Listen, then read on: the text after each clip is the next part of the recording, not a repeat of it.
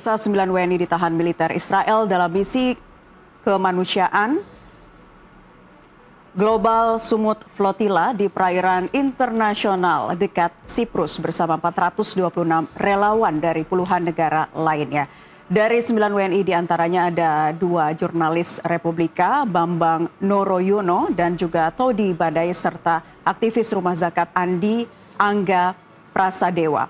Untuk mengupasnya kita akan membahasnya bersama dengan Faisal Assegaf, jurnalis, pengamat Timur Tengah, dan Monique Richkers, jurnalis serta aktivis Israel. Nanti juga kita akan terhubung, kita masih mengusahakan untuk terhubung dengan M. Hussein, jurnalis serta aktivis Gaza yang tengah ada di Turki saat ini. Kita sapa para narasumber yang sudah hadir di studio NTV Prime kali ini. Mbak Monique, selamat sore, dan juga Mas Faisal. Sore. Sore, terima kasih. Oke, Mbak Monique, jurnalis kali ini menjadi target ya. Secara spesifik, apakah kalau Anda melihat penahanan ini memang menargetkan jurnalis atau sama jurnalis dan relawan sama-sama dianggap mengancam Israel? Pertama, kita harus tahu dulu, ini misi yang dilakukan adalah misi yang diklaim sebagai misi kemanusiaan.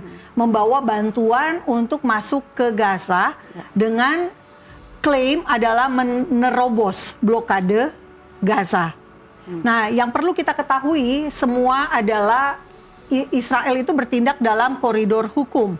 Ada yang namanya laporan Palmer berdasarkan investigasi yang dilakukan oleh PBB pada tahun 2010 sampai 2011. Nah, ketika itu ada kapal Mavi Marmara yang sama berlayarnya dari Turki juga menerobos blokade Israel terhadap Gaza di laut. Nah, waktu itu tindakan yang diambil adalah mencegat supaya kapal ini tidak masuk ke dalam. Nah, karena kasus Mavi Marmara, maka Israel diperbolehkan melakukan tindakan pencegatan di laut. Ini namanya Palmer Report tahun 2011. Kenapa Israel diizinkan? Karena alasan utamanya adalah mencegah atau memutus penyelundupan atau distribusi senjata ke tangan Hamas. Nah, jadi Israel dalam hal ini diperbolehkan oleh report Palmer Report tadi. Untuk apa? Mencegat. Mencegat ya, bukan untuk mengambil langkah-langkah provokatif. Karena setelah dicegat, mereka yang ada di kapal itu dibawa ke daerah Israel untuk dicatat dan diwawancara, kemudian dideportasi. Artinya semua dalam koridor hukum. Nah, seperti yang tadi Faisal katakan, ini karena teman saya nyebut nama aja ya, nggak apa-apa ya, nggak tersinggung kan? Kan sama-sama pernah kan lebih jurnalis muda juga dulu ya. Iya, lebih muda Ya, kita. jadi maksud saya seperti yang tadi Faisal katakan, ini sudah ketiga kali. Nah, karena sudah ketiga kali, harusnya sudah tahu juga ya apa yang akan terjadi, apa yang akan dihadapi gitu loh. Nah, baru-baru ini ada 2 aktivis dari sama ya Global Sumut Flotilla juga yang mereka dari Italia sudah ditahan oleh Israel dan kemudian dideportasi. Ya, Tiago dari Brazil kalau nggak salah dan 1 orang lagi dari Spanyol. Nah, sebelumnya lagi kita tahu ada siapa? Ada dari Indonesia yang gagal masuk ke Gaza lewat darat. Ada Wanda Hamidah, ada Muhammad Hussein juga mungkin. Kenapa? Karena Mesir memang sudah mencegat mereka sehingga mereka tidak bisa masuk ke Gaza. Jadi bukan hanya Israel. Poin saya adalah ada juga yang namanya Mesir. Mesir itu tidak mau loh membiarkan armada lewat darat ini menembus masuk ke wilayah Gaza melalui perbatasan Mesir. Oke, nanti kita akan kembali membahasnya ini ya, terutama juga banyak pihak yang menilai tadi menanggapi apa yang disampaikan oleh Mbak Monique Richkers. Ini kan terjadi di perairan laut internasional, betul ya? Banyak pihak yang mengatakan hal ini merupakan pelanggaran HAM dan tidak dapat dibenarkan. Tapi tadi Mbak Monique mengatakan Israel bertindak dalam koridor hukum. Tanggapan Anda? Ya, seperti saya bilang tadi, ini kan di perairan internasional Laut Mediterania itu pelanggaran hukum internasional. Cuma kan kita tahu sulit untuk memberikan sanksi kepada PBB karena kan lembaga yang bisa memberikan sanksi itu Dewan Keamanan. dan di situ ada sekutu istimewanya Israel, yakni Amerika Serikat. Nah itu akan selalu memveto apapun yang dilakukan oleh Israel. Nah tadi soal Mesir ya memang benar, sejak ada perubahan pergantian dari Presiden Muhammad Mursi yang dikudeta oleh Jenderal Abdel Fattah As-Sisi 2013, itu memang wilayah Sinai itu menjadi zona militer. Tidak boleh orang sipil masuk sembarangan ke Sinai sampai ke perlintasan Rafah. Nah, saya waktu itu ke Gaza 2012 waktu Mursi masih berkuasa. Itu agak gampang. Jadi bukan agak gampang sih, emang gampang. Jadi nggak banyak pemeriksaan, cuma memang ada tentara yang berjaga di perlintasan. Jadi bedanya dengan sekarang? Sekarang nggak bisa. Makanya kemarin yang flotila versi daratnya tidak bisa dimasuki karena sejak Jenderal Abdel Fattah As-Sisi berkuasa jadi Presiden Mesir 2013 itu Sinai itu jadi zona militer, termasuk perlintasan Rafah yang berbatasan dengan Gaza. Oke, nah Mbak Monik ditambahkan, tadi kan Anda mengatakan kalau sudah ada peringatan berkali-kali kenapa masih tetap jalan? Karena ini yang keberapa? Ketiga ya? Ketiga, iya. Dan menurut saya juga gini, saya nggak menghalangi ya kalau orang mau memberikan bantuan. Tentu saja, kan kita ini misi kemanusiaan. Boleh-boleh aja, bahkan Indonesia sudah pernah loh memberikan bantuan kemanusiaan, tapi waktu itu dititip ke Yordan. Jadi melalui Yordania, Yordania yang menerbangkan ke wilayah Gaza.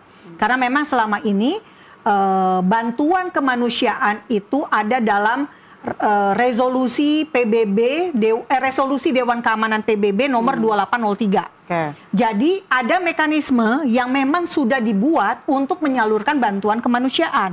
Nah, kenapa Global Sumut Flotilla ini nggak ikutan itu? Karena buktinya Uni Emirat Arab, Arab Saudi, termasuk kita Indonesia menyalurkan bantuannya lewat mekanisme yang saat ini masih berlangsung, ya, yakni lewat perbatasan baik Rafah maupun Keren Shalom di Israel untuk membawa bantuan masuk ke wilayah Gaza. Nah, jadi ada mekanisme yang sebetulnya mempermudah, nggak perlu mabuk laut. Ya, kalau kita lihat di footage-nya, ombaknya lumayan tinggi loh.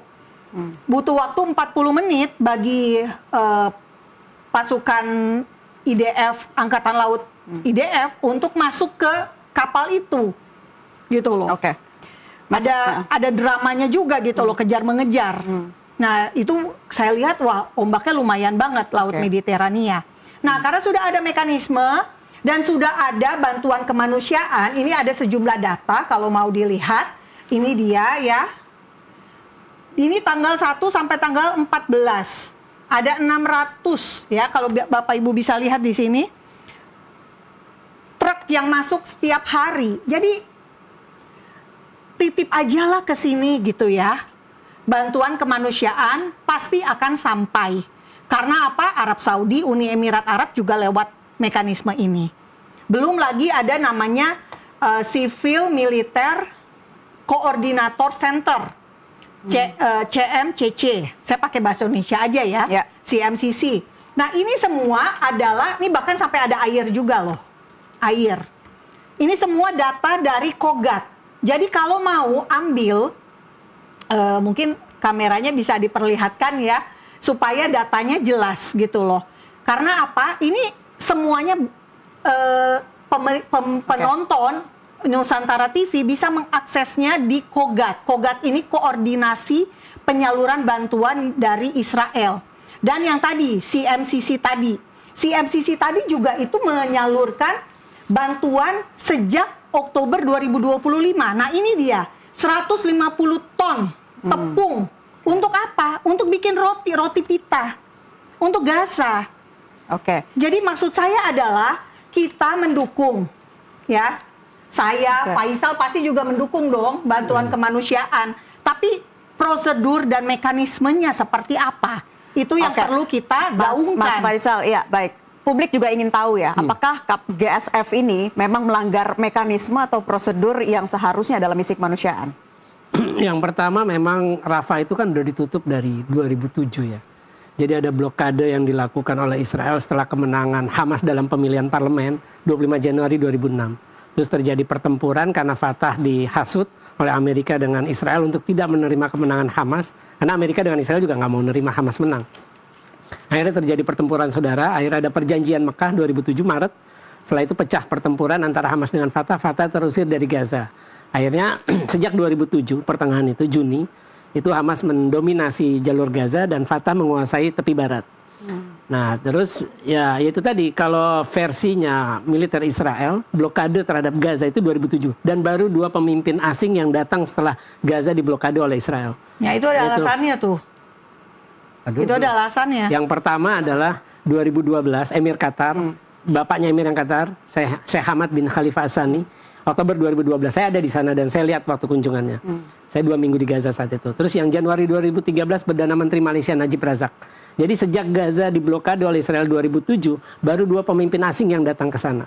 Nah, terus kalau yang saya lihat begini, ini kan dunia sempat tersita perhatiannya dengan perang, agresi yang dilancarkan oleh Amerika dengan Israel terhadap Iran. Betul. Ya otomatis masa isu Palestina agak terlewat lah, agak terpinggirkan. Padahal di situ ada perkembangan yang sangat signifikan, yaitu ketika Israel mengesahkan undang-undang hukuman mati bagi tahanan Palestina yang membunuh warga Israel dengan alasan nasionalisme. Artinya bukan kejahatan biasa, ada nasionalisme. Yang kedua, Parlemen Israel, Knesset itu mengesahkan undang-undang hukuman mati bagi pelaku serangan 7 Oktober 2023 yang memicu perang hingga Oktober 2025. Nah, jadi saya lihat ada yang kita lihat ada beberapa sisi. Yang pertama, Armada Global Sumut ini adalah upaya dari para pegiat sipil, para aktivis, untuk agar dunia tidak lupa tentang isu Palestina. Jadi itu. Tapi ya itu tadi, di sisi lain kita tahu bahwa ini tidak mungkin bisa masuk ke Gaza. Nah, jadi artinya orang-orang yang terlibat dalam sini, apalagi udah 3 kali ada insiden serupa, termasuk yang sekarang, artinya mereka yang terlibat menjadi partisipan, peserta dalam Armada Global Sumut itu harus siap menanggung resikonya. Ya risiko Israel pasti akan mencegat di perairan internasional. Nggak mungkin Israel akan mencegat ketika udah sampai masuk ke Gaza. Itu dari Siprus sampai perairan Gaza itu sekitar 200 mil laut. Jadi masih jauh jaraknya.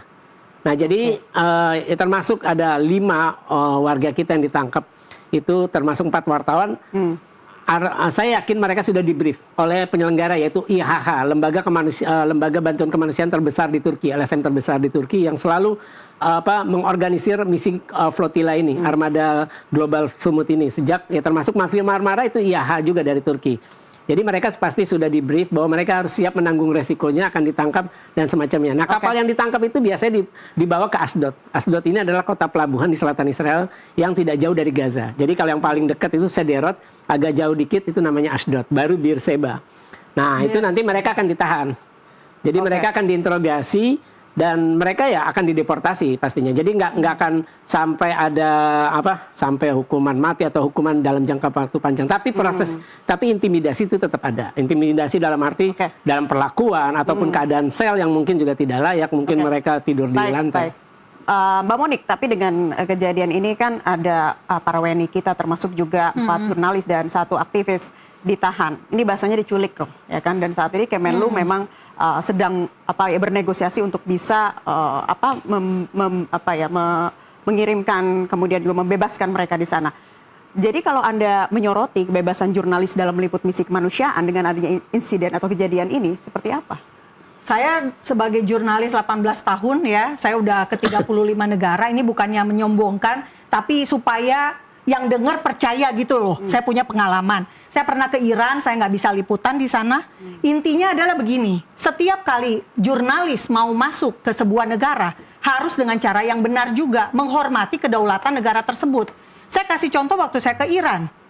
Saya nggak bisa masuk, saya bisa masuk tapi saya nggak boleh liputan. Karena tidak diberikan izin oleh kementerian yang berkaitan dengan pers. Akhirnya ya kita hanya bisa jalan-jalan tanpa boleh liputan. Itu 2011. Nah, kalau orang Indonesia mau masuk ke Israel, dengan senang hati pasti Israel membolehkan untuk meliput. Ya, jadi tidak pernah ada pembatasan.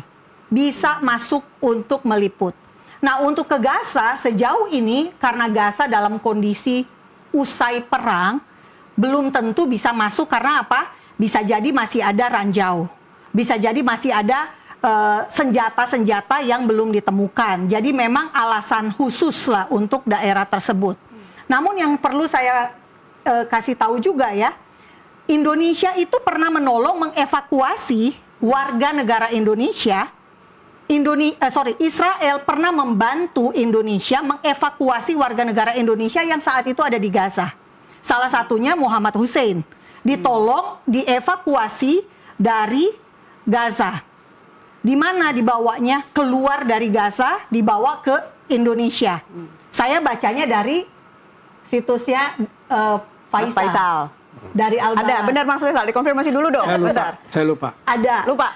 Nah, itu salah satunya ya. Jadi maksud saya gini, Israel bisa dimintai tolong oleh Kementerian Luar Negeri untuk membebaskan atau mendeportasi wartawan-wartawan ini. Karena mereka sudah masuk tanpa izin. Jadi Israel berhak mendeportasi mereka.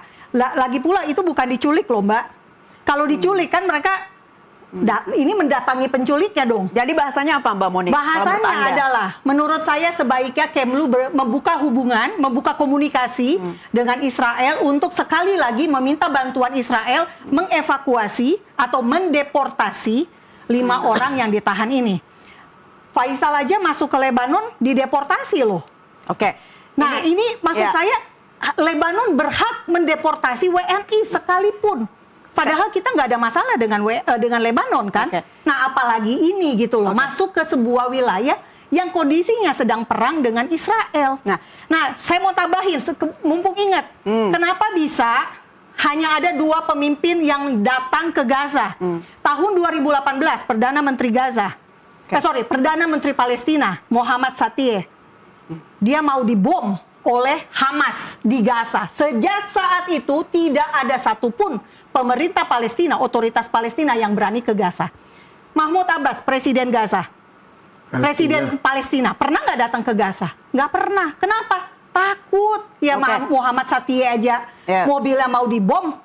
Ya, saya mau tanya Mas Faisal, benar kan? Sebagai jurnalis yang pernah ditawan Hizbullah dan pasukan Kurdi di Suriah, benar ya Mas Faisal?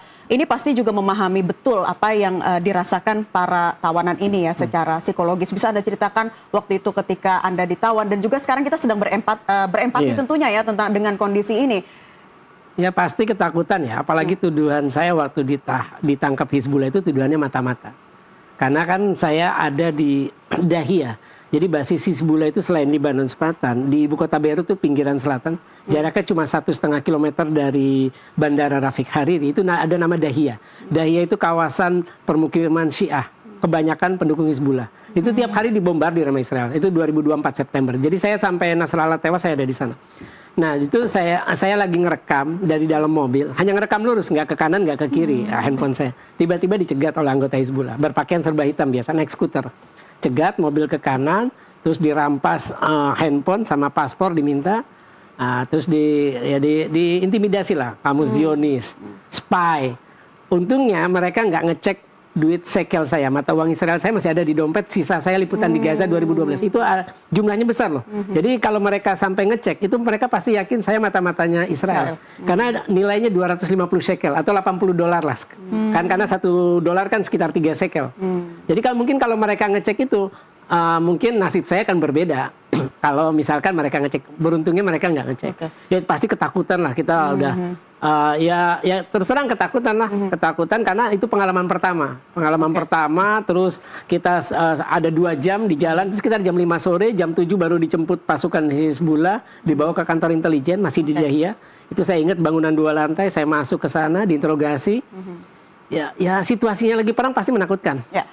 Nah, mengenai tawanan ini ada 5 ya, 4 jurnalis dan juga 1 aktivis ini. Anda apakah waktu itu gimana ceritanya, mendapatkan informasi juga nggak soal para WNI yang ada di sana, kabar terkininya mungkin terakhir tuh sebelum ditawan tuh seperti apa, dan memandang penawanan ini bagaimana? Kalau tadi kata Mbak Monik ini bukan penculikan. Ya menurut saya begini ya, ya seperti saya bilang tadi, pasti orang-orang yang ikut dalam misi global Sumut Flotilla ini pasti sudah diberitahu resiko-resikonya. Nah kalau sebagai jurnalis sih keren lah punya pengalaman itu, walaupun itu bukan sesuatu yang diinginkan. Artinya itu pengalaman yang sangat berkesan. Sebagai seorang jurnalis pasti yang tidak akan pernah dilupakan seumur hidup. Tapi ya tetap saja intimidasi itu pasti ada. Saya dari semalam itu udah hubungi IDF, terus sempat berbicara dengan juru bicaranya, Noaf itu, saya lupa Noaf Saal. Terus juga saya hubungi Menlu Israel via WhatsApp, Gideon Saar, juga juru bicaranya Oren. Tapi ya cuma dibaca aja. Saya cuma pengen nanya di mana posisi mereka sekarang dan bagaimana keadaannya dan kapan dibebaskan. Tapi hanya dibaca saja. Sampai sekarang pun belum dibalas semua telepon. Terus WA saya hanya dibaca oleh Menlu Israel maupun oleh IDF ataupun juru bicaranya Oren Morstein itu, juru bicara Kemlunya Israel itu hanya dibaca. Tapi saya yakin, ya itu tadi. Ini kan wartawan Indonesia pertama statusnya tidak istimewa lah untuk Israel. Mereka tidak pernah ke Gaza. Artinya bukan orang yang berbahaya lah. Mereka tidak punya hubungan dengan Hamas. Itu adalah status yang meringankan buat mereka. Jadi mereka itu bukan orang yang membahayakan walaupun mereka ada di dalam misi untuk menerobos ke Gaza. Tapi mereka bukan ancaman, bukan sesuatu yang membahayakan karena mereka tidak pernah ke Gaza. Mereka tidak punya hubungan dengan Hamas atau kontak dengan Hamas. Jadi ya mereka ya akan tetap ditahan bareng-bareng, ya mungkin proses pembebasannya bertahap tergantung dari ya seberapa pasti ada proses interogasi, ada proses intimidasi itu pasti. Ya ketika ditangkap, dicegat itu kan pasti udah merasa terintimidasi. Tapi menurut Anda selama ini, Israel cukup keras, cukup tegas dengan para jurnalis nggak? Termasuk juga di Gaza kan banyak yang terbunuh. Ya itu tadi saya bilang, Israel itu akan selalu membungkam siapapun yang berusaha membongkar kejahatan Israel terhadap rakyat Palestina di Gaza. Ya di Gaza pun ya itu tadi menurut IFJ, Federasi Jurnalis Internasional, itu 262 selama 2 tahun sejak perang Gaza berlangsung 7 Oktober 2023. Nah cuma ini kan posisinya ditangkap di tengah pelayaran. Itu tadi 4 wartawan ini bukan ancaman buat Israel karena mereka tidak pernah ke Gaza dan juga mereka tidak punya koneksi atau punya hubungan atau pernah melakukan kontak dengan para pejabat Hamas. Itu tentu bukan ancaman. Jadi posisi mereka aman walaupun pasti ini pengalaman pertama, pasti mereka ketakutan sama. Saya pun merasakan 2024 itu sangat ketakutan, nggak tahu bebasnya kapan. Apalagi saya nggak tahu kondisi mereka waktu saya ditahan itu di penjara bawah tanah, itu saya ditutup matanya dan diborgol. Jadi saya tidak pernah tahu situasi di luar penjara. Mbak Monik, jadi tadi apa yang dijelaskan oleh Mas Faisal ya, kalau menyikapi penawanan ini begitu, tadi juga ada banyak jurnalis yang terbunuh gitu. Anda melihatnya seperti apa sejauh ini? Dengan kondisi saat ini, tentu kan pemerintah Indonesia sangat fokus untuk bisa membebaskan mereka. Tapi apakah memang Israel tidak merasa terancam? Justru lalu apa yang ingin ditegaskan sama Israel terhadap penanganan ini? Sekali lagi, Israel itu bukan negara otoriter seperti Iran ya. Iran malah tidak ada kebebasan pers sama sekali. Ya sampai hari ini eksekusi masih terjadi terhadap warga sipil Iran. Kenapa Global Sumut Flotilla nggak berlayar ke Iran misalnya, gitu ya? Nah, kalau menurut saya, ya sekali lagi Israel bakal membantu, akan menolong jika pemerintah Indonesia meminta secara khusus, sama seperti ketika evakuasi warga sipil Gaza. Warga sipil WNI dari Gaza dilakukan Oktober 2023. Salah satunya Muhammad Hussein dan juga ada dari Bulan Sabit ya organisasi kesehatan ya. Di Gaza ada 3 kalau tidak salah WNI yang juga dievakuasi. Nah, yang poin yang ingin saya sampaikan adalah jurnalis yang ada di Gaza belum tentu itu independen. Karena Hamas adalah Pemda di Gaza. Jangan lupa Hamas menang pemilu tahun 2006. Sehingga Hamas ini ya ibaratnya dia Departemen Kesehatan ya Hamas. Departemen Komunikasi ya Hamas juga. Semua adalah policy dari Hamas itu sendiri. Dan banyak sekali terbukti ternyata jurnalis itu berkaitan dengan Hamas. Punya kartu anggota pers tapi juga punya anggota Hamas. Beberapa jurnalis sudah kabur ke Doha, gitu ya, karena kebanyakan ada beberapa juga yang memang akhirnya mengamankan diri mereka sendiri untuk tidak terungkap afiliasinya dengan Hamas dengan cara kabur. Nah, kemudian yang perlu juga kita ingat, misi Global Sumut Flotilla ini diadakan oleh IHH, organisasi yang mengklaim sebagai organisasi kemanusiaan dari Turki. Problemnya adalah Israel telah menempatkan IHH ini sebagai organisasi yang terlarang untuk masuk ke wilayah Israel sejak 2008. Jadi harusnya mereka sudah tahu bahwa resikonya akan semakin besar. mau jurnalis, mau aktivis, mau dokter masuk ke wilayah Israel dengan cara menerobos blokade itu tidak dibenarkan. Karena sekali lagi menurut Palmer report dari PBB tahun 2010-2011, Israel berhak mencegat armada-armada yang ingin menerobos masuk ke wilayah perairan Israel walau belum masuk ke wilayah perairan tersebut. Mas Faisal, tentu kita saat ini ya warga Indonesia itu menantikan fokusnya bagaimana pemerintah bisa membebaskan WNI kita yang ditahan di sana. Seperti apa sih diplomasi yang agresif yang harus segera dilakukan pemerintah? Tentu kita tidak hanya ingin pemerintah Indonesia mengecam keras, tapi memang tindakan nyata untuk bisa membebaskan para WNI di sana. Yang pertama, kita memang tidak punya hubungan diplomatik, jadi upaya terbuka itu tidak mungkin dilakukan. Jadi ada saluran-saluran tertutup, informal yang bisa dilakukan. Seperti? Ya itu tidak susah sih saya ngungkapin ya. Jadi pasti ada saluran-saluran tertutup informal itu juga bisa minta bantuan Turki karena ini organisasi yang menyelenggarakan itu adalah ada di Turki. Artinya pemerintah Turki pun sedikit banyak bertanggung jawab atas insiden ini. Terus kemudian juga pemerintah kita bisa meminta bantuan kepada Yordania karena Yordania memiliki hubungan diplomatik dengan Israel. Jadi saya yakin pejabat kita pasti tidak akan melakukannya secara terbuka karena itu sangat sensitif dan akan dibocorkan oleh Israel. Kalau misalkan tiba-tiba ada pejabat kita nelpon ke Menlunya Israel atau Kemlunya Israel, pasti akan bocor itu ke media karena itulah mainannya Israel seperti itu. Jadi akan ada upaya-upaya informal, upaya-upaya tertutup atau juga meminta bantuan kepada Turki maupun Yordania yang memiliki hubungan diplomatik dengan Israel untuk ikut membantu pembebasan warga kita.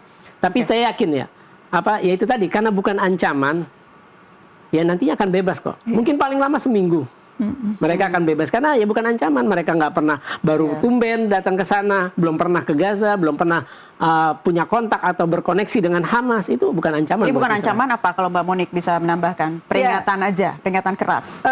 Enggak, siapapun kan Israel ketika mereka menangkap orang-orang dari kapal, mereka tidak tahu kan, tidak bisa mengidentifikasi siapa yang wartawan, siapa yang bukan, siapa yang aktivis. Baru di darat, di Asdod biasanya mereka akan didata. Namanya siapa, paspornya apa, mungkin Israel akan kaget juga, oh ternyata banyak juga nih orang Indonesia.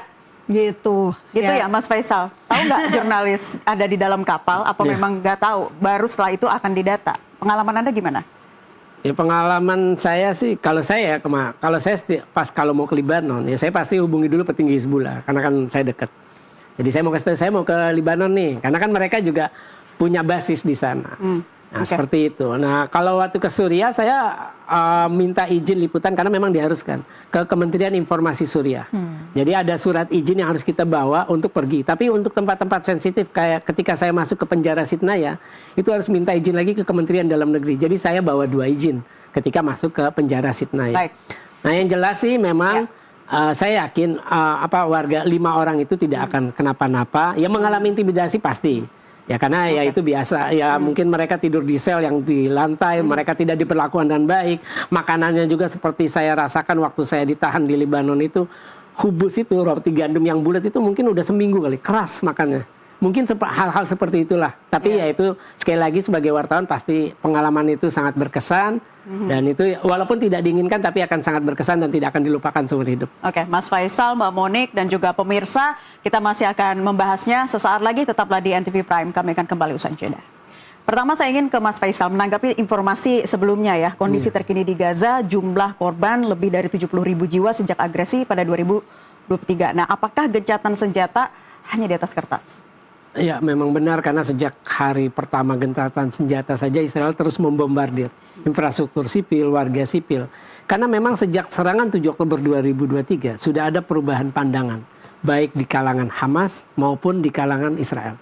Buat Israel ketika invasi Hamas ke wilayah selatan Israel itu berhasil, itu artinya Hamas itu ancaman nyata. Ternyata kita bisa tembus loh. Negara yang kuat secara militer dan intelijen ternyata bisa ditembus oleh Hamas. Itu artinya buat Israel selama masih ada Hamas, mereka tidak akan pernah merasa aman. Jadi itulah makanya 3 tujuan perang. Salah satu yang dikemukakan oleh Netanyahu adalah bagaimana menghabisi Hamas, bagaimana mendemilitarisasi Gaza. bukan hanya Hamas yang tidak boleh tidak ada, tapi kelompok pejuang tidak boleh ada. Karena itu tadi udah ada perubahan pandangan setelah serangan 7 Oktober 2023. Sebaliknya bagi kalangan Palestina, para pejuang Palestina, mereka juga punya rasa percaya diri. Oh, ternyata gampang ya, ternyata bisa ditembus Israel ya. Nah, jadi perubahan pandangan itu yang akhirnya membuat nanti masa depan Gaza secara khusus maupun Palestina, buat saya masih yakin Palestina itu cuma negara khayalan.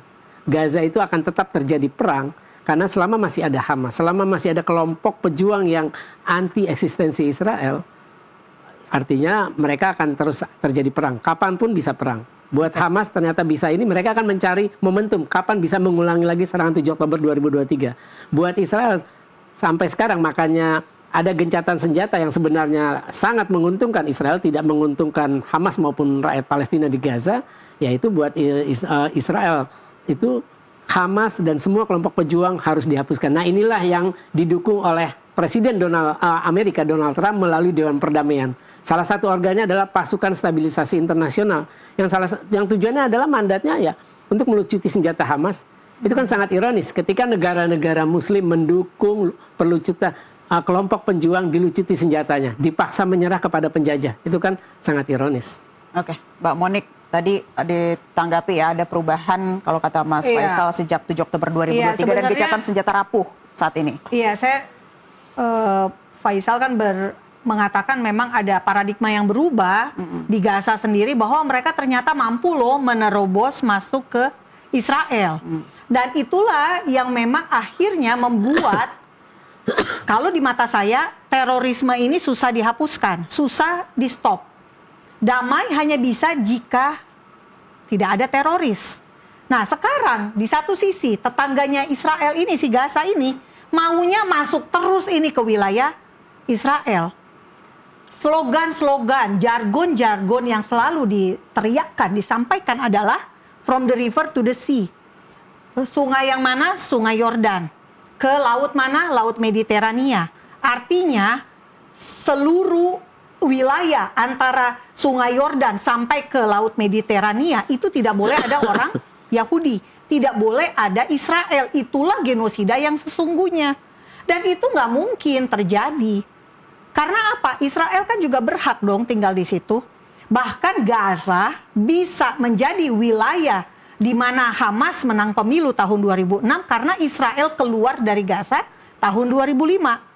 Israel sudah berdamai dengan Palestina tahun 1993, 1994 dapat Nobel perdamaian. Tapi kenapa nggak damai-damai? Karena itu dia tadi, satu pihak tidak mau bertetangga dengan Israel. Nggak bisa, Mbak, kalau kayak gini. Ya nggak ada lah bangsa yang dijajah pengen berhubungan baik atau berdamai dengan penjajah. Selama masih ada penjajahan ya nggak akan pernah ada perdamaian. Sejak tahun berapa dijajah? Sejak Israel berdiri 1948, kalau kita hitungannya 1948. Ya, Israel berdiri karena apa?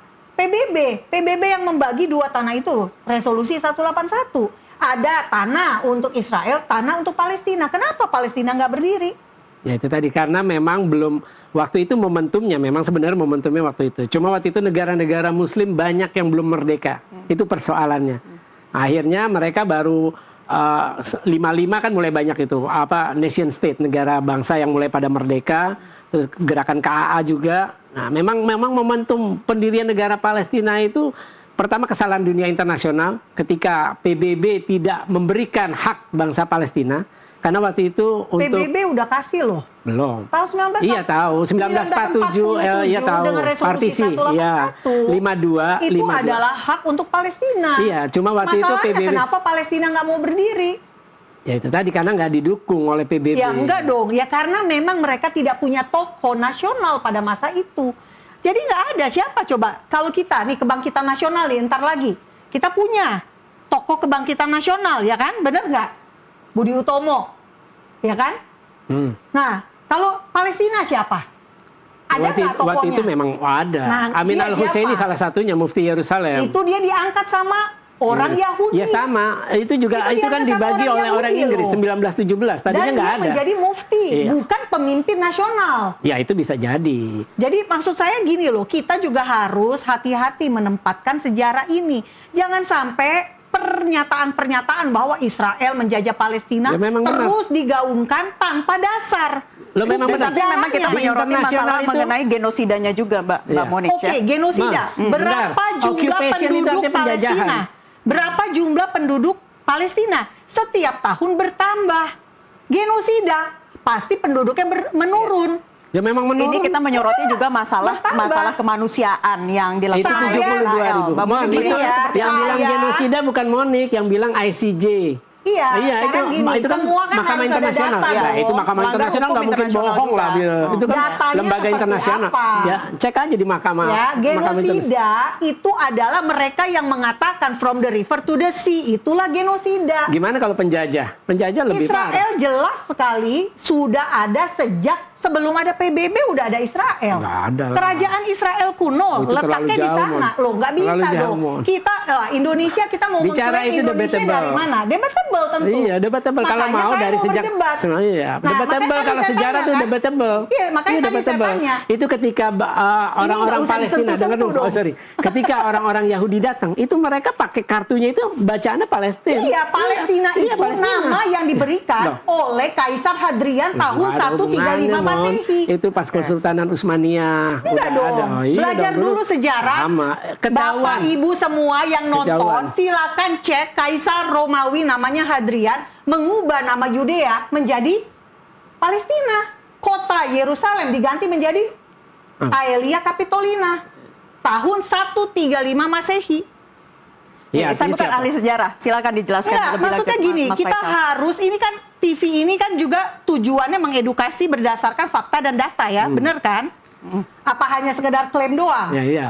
Enggak Faktanya, kan? dengar Pasti dulu, Mon. faktanya seperti Faktanya itu. genosida itu dilakukan oleh Israel. Itu udah ditetapkan oleh ICJ kok 2004. Kemudian keluar Dan surat perintah datanya penangkapan. diralat oleh PBB.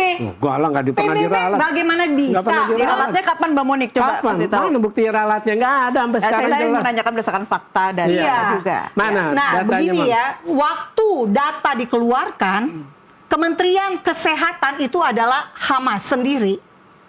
Ya, Hamas sendiri mengklaim ada lebih banyak perempuan dan lebih banyak anak-anak yang dibunuh. Tetapi ketika di konferensi Doha, konferensi Al Jazeera di Doha, Khaled Masal bilang ada 50.000 janda teroris. Sehingga Khaled Masal minta santunan untuk 50.000 janda teroris Hamas. Yang tewas ini siapa? Teroris atau anak dan perempuan? Ini pernyataan Khaled Masal Itu sendiri teroris loh. kan versi penjajah, Mon. Iya, tapi saya Iya sekarang kan? dibilang Iya. Khaled Masal. Ya, ini Hamas loh. Khaled Masal ini Hamas. Dia ngomong di konferensi Iya. di Doha mengatakan minta santunan untuk 50.000 janda Hamas. Jadi Iya. Ya, memang janda 50.000. pejuang. Tadi Hamas. yang dikasih datanya berapa? 70.000 sekian korban. Ya. Ya, 50.000-nya apa? Hamas ternyata. Itu pernyataan bukan dari saya, tapi dari Khaled Masal sendiri. Oke, sebutan Mau tanda nggak kutip kita terorisme angkat? Iya. menurut Mas Faisal seperti apa? Ya, terorisme itu kan sifatnya subjektif ya. Di mana-mana dulu juga pejuang kita lawan penjajah Belanda pasti disebut teroris. Pasti mengancam, melakukan menyebarluaskan Pejuang ketakutan. kita tidak memperkosa seperti yang dilakukan Hamas pada Masa nggak ada 7 bukti? Oktober. Enggak dibantah, nggak ada bukti. Baru-baru ini Nggak ada. minggu lalu dibuktikan. Nggak pernah ada, Mon. Pemerkosaan menimpa 25 negara korbannya. Ini bahaya banget loh. Nggak ada, Mon, nggak Kalau ada. pemerkosaan Nggak ada. harus ada bukti. Itu pun Buktinya diakui kok apa? bahwa itu bohong kok. Video-video yang Oh, itu bisa direkam dibuat. oleh Hamas sendiri dan diupload ada. di sosial media. Nggak ada, Mon. Buktinya ada dokumentasi. Nggak ada, Mon. Saya berharap kapan-kapan nih, besok lah, NTV berani menyajikan data Mon, korban teroris Mahkamah dari Internasional sisi tuh jelas. kekerasan seksual. Bukan hanya perempuan yang diperkosa, Ya, sama. laki-laki, Perempuan anak Palestina. minor juga. New York Times tuh bilang perempuan Palestina diperkosa di penjara-penjara Israel, banyak kok kasus. New York Times mengatakan Iya. Israel melatih anjing untuk memperkosa. Masuk akal Sorry, nggak? ini kita sudah kemana-mana ya. Jadi mendingan Ini kita kayak balik lagi. sampah banget Sorry, gitu loh. ini nanti didiskusi di mungkin segmen selanjutnya yang khusus membahas soal Gaza, Israel dan juga Palestina. Kita kembali lagi ke apa yang harus dilakukan oleh pemerintah Indonesia dalam upaya menyelamatkan para WNI yang disandra di sana. Iya, tadi saya sudah kasih tahu buka hubungan dengan Israel. Karena apa? Dulu harusnya Mas Hussein yang bercerita karena dia yang dievakuasi dari Gaza. Atas bantuan siapa? Kemlu, Indonesia dan Israel yang bekerja sama. Artinya sudah pernah terjadi, atau mungkin dari bulan sabit merah bisa juga memberikan kesaksiannya.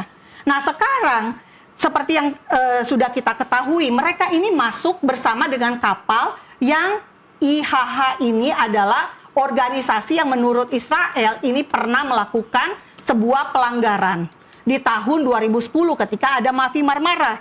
Kenapa ngikut organisasi yang bermasalah? Kenapa tidak ikut cara membagi bantuan seperti Uni Emirat Arab, seperti Arab Saudi, atau seperti ketika pemerintah Indonesia memberikan bantuan untuk warga Gaza selama perang ya dari 2023 sampai 2025 lewat apa? Bisa lewat Mesir, bisa lewat Yordania. Itu mekanisme yang sudah pernah ditempuh oleh pemerintah Indonesia sendiri. Oke. Dan yang satu hal, jangan ngomong kata penculikan, karena Israel nggak minta tebusan loh, bukan seperti perompak Somalia yang menculik betul-betul kapten kapal asal Indonesia untuk minta tebusan. Saya nggak tahu udah keluar atau belum nih sekarang. Mas Faisal, gimana? Ya, apa yang harus dilakukan? 2010 itu kan 10 Segera mungkin. aktivis Turki tewas ketika pasukan Israel naik ke atas kapal Mafi Marmara. Akhirnya hubungan Turki sama Israel rusak, menarik duta besar. Akhirnya Netanyahu minta maaf kepada Erdogan, pada rakyat Turki, baru akhirnya penempatan kembali duta besar masing-masing di Ankara maupun di Tel Aviv. Itu jadi memang ada kesalahan, ada kejahatan ketika akhirnya pasukan Israel nembak mati 10 aktivis Turki ketika naik ke kapal Mafi Marmara. Ya seperti saya jelaskan tadi, pemerintah pasti akan mengupayakan segala cara, baik secara terbuka, menghubungi Turki, menghubungi Jordan yang punya hubungan diplomatik dan Israel, maupun saluran-saluran tertutup dan informal. Dan itu ya tentu tidak bisa dibuka ke publik karena ya sangat sensitif lah isu. Oke. Ya, kenapa ada 10 aktivis yang tewas? Karena mereka merebut senjata dari IDF. Itulah yang menyebabkan terjadi tragedi di kapal Mafi Marmara itu. Ada nggak korban terluka dari pihak IDF? Ada.